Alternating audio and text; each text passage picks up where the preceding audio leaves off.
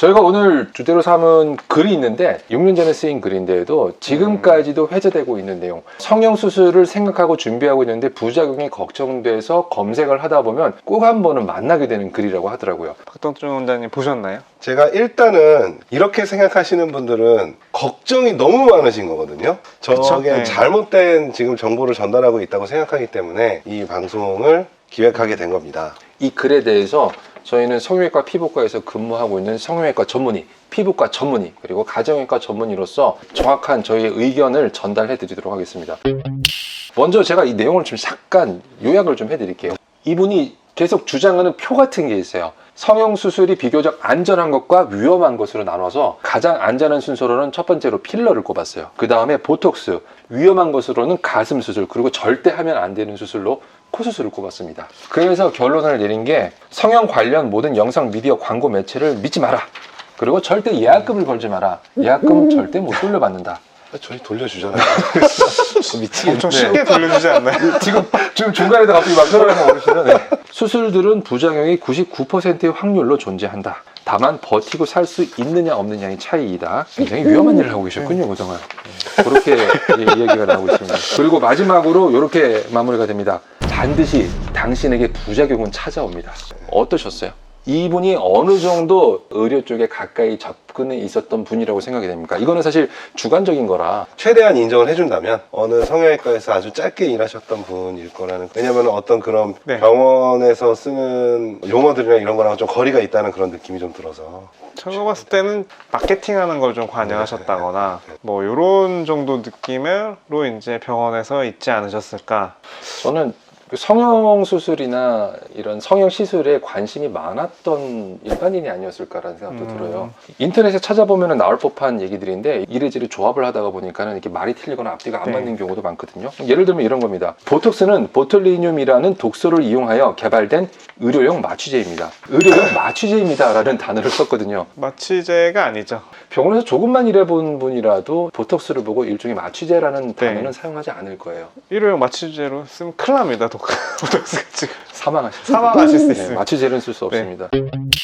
일단 해도 되는 성형, 해서 안 되는 성형 이렇게 뭐 분류를 해서 이걸 한번 저희끼리 한번 얘기를 하고 넘어가도 좋을 것 같습니다. 네. 이게 사실 이 글에서의 가장 이제 중요 포인트인 것 같아요. 이거에 대한 근거가 제시가 돼야 되잖아요. 사실은 가장 명확한 근거는 실제 시술 건수당 부작용 발생수라는 통계 자료가 있다라면은 명확히 구별이 되죠. 근데 그런 통계는 제가 아직 보지를 못했어요.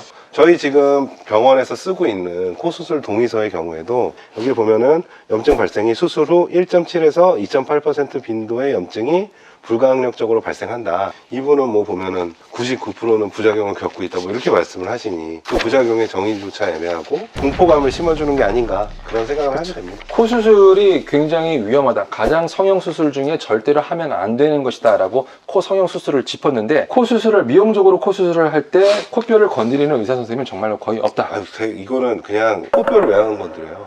뼈를 건드리는 수술을 하죠. 많이 하죠. 네. 네, 그렇죠. 네, 오케이.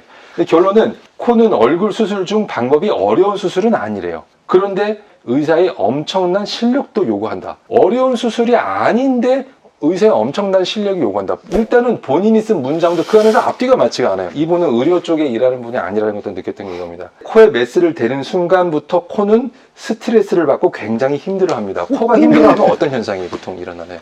어떤 반응이요? 네, 코가 벌렁벌렁 하는지 아니면 코가 이렇게 힘들어 하는지 응축을 하는지. 그러니까 뭐 줄어들거나 이러는 거는 코에서는 전혀 느낄 수 없는 그런. 한 번도 수술 현장을 본 분은 아니실 것이라고 네. 생각이 듭니다. 코디네이터와 전화를 받는 데스크 직원, 그리고 실시간 채팅을 통한 상담 직원, 그리고 의사의 말, 그 어떤 것도 누구도 결코 믿지 마세요. 이런 경우에 만약에 내가 성형수술을 해야겠다 하면은 누구의 말을 믿어야 좋을까요? 일반적으로 그렇게 생각하시면 돼요. 주변에서 흔하게 볼 수 있는 수술들은 검증되고 안전한 수술이라고 생각을 하시면 됩니다. 보통 보면은 수술 개념으로 봤을 때 많이 한 건 뭔가요? 쌍꺼풀이랑 그 다음 코 아닌가요? 그렇죠. 그러니까 네, 눈코를 상대적으로 그 두 가지 수술들이 결과나 뭐 어떤 네. 그런 것들에 대해서 검증이 돼 있기 때문에 많이 하는 거지. 그리고 제가 봤을 때 이 정도 여기 막 99% 이상 부작용이 이제 생기니까 하지 말라고 하는데 그 정도면 사실 의학적으로 의사들이 자체적으로 이런 시술을 안 할 겁니다. 그렇죠. 네, 논문에 할 수가 그게 없죠. 나오겠죠. 네. 99%가 부작용이 생겼으니 하지 말자. 네. 하지 말아야 한다. 이런 네. 결론을 낼 텐데 이렇게 말씀을 하시니. 근데 보통들 잘못 오해를 하시는 부분 중에 하나가 부작용이 날 수 있는 거, 뭐 위험성들이 있는 것들, 그런 시술이나 수술들 있죠. 이거는 수술을 받으려고 하는 분들보다 사실 의료진들이 훨씬 더 관심이 많아요. 항상 그 위험성을 가장 낮추고 가장 안전한 네. 방향과 방법을 찾으려고 노력을 많이 해요. 어느 정도 안전성이 있다고 판단을 했기 때문에, 의학적 판단을 했기 때문에 그걸 하는 거죠. 또 하나 짚고 넘어가야 될 게 자신 있게 권하는 게 있어요. 바로 보톡스와 필러인데 그 중에서 필러는 가장 안전하고 보톡스는 그 다음 안전하다. 그쵸? 하지만 네. 보톡스와 필러 두 개를 놨을 때 어떤 게 더 안전하다고 생각하세요? 보톡스가 훨씬 안전합니다. 저도 그렇게 생각해요. 네. 저도 그렇게 생각해요. 네. 의사라면은 열이면 열다 필러와 보톡스 중에는 보톡스가 더 안전하다라고 판단을 하고 있어요. 그 다음에 한번 이제 여쭤볼 거 하나. 필러를 맞을 때 여러 얼굴 필러 부위 중에서 어느 부위가 가장 조심스럽다고 생각하세요? 코, 그 외에 또 팔자 이런 부위가 네. 있죠. 이거 중안면부라고 하죠. 네.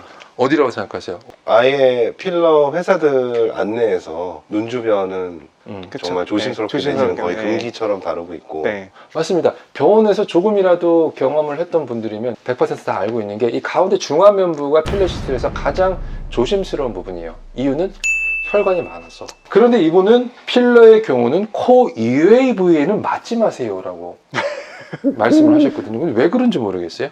근거는 없는데. 지금까지 성형의 진실이라고 이야기하는 저희가 보기에는 허황돼 보이는 그 글에 대한 진실을 파헤쳐 보았습니다. 제가 봤을 때는 이런 글들을 보고 무조건 믿지 않으셨으면 좋겠어요. 그죠? 그러면 만약에 성형 수술을 하고 싶어 하는 분들이 정확한 정보를 얻기 위해서 어떻게 하면 될까요? 어떻게 해야 되죠? 닥터TV를 구독을 하시면 돼요. 당연히 댓글 주십시오. 예, 이런 서비스가 그렇게 길게 제공되지는 않을 겁니다. 지금은 너무 구독자가 없는 관계로. 그리고 우리 초심 안 읽기로 했잖아, 이거 처음에. 계속 달아드리겠습니다. 아, 계속 달아드린다고요? 네. 박덕주 원장님께서는 네. 계속 달아드린다 하셨고, 장우선 원장님께서는 소대하죠. 초심을 잃지 않고 초심을 계속 잃지 읽겠다. 않아요. 초심을 잃지 아, 역시 훌륭하십니다. 저는 솔직히 잘 모르겠습니다. 저에게는 박 원장님과 장 원장님이 계시기 때문에 언제나 친절한 댓글은 여러분들이 기대하셔도 좋을 것 같습니다. 구독, 좋아요. 알람 설정! 지금까지 닥터TV였습니다. 닥터TV였습니다.